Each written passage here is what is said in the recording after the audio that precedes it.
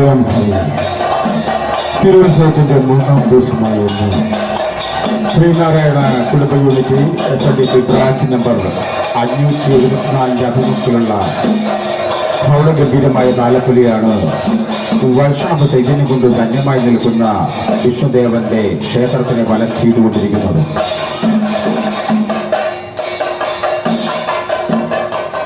തിരുവുത്സവത്തിന്റെ മൂന്നാം ദിവസമായി ഇന്ന് ശ്രീനാരായണ കുടുംബ യൂണിറ്റ് SNDP ബ്രാഞ്ച് നമ്പർ 574 ആഭിമുഖ്യത്തിലുള്ള പ്രൗഢഗംഭീര താലപ്പൊലിയാണ് വാദ്യമേള അകമ്പടിയോട് കൂടി വൈഷ്ണവ ചൈതന്യം കൊണ്ട് ധന്യമായി നിൽക്കുന്ന വിഷ്ണുദേവന്റെ ക്ഷേത്രത്തിന് വലം ചെയ്തുകൊണ്ടിരിക്കുന്നത്.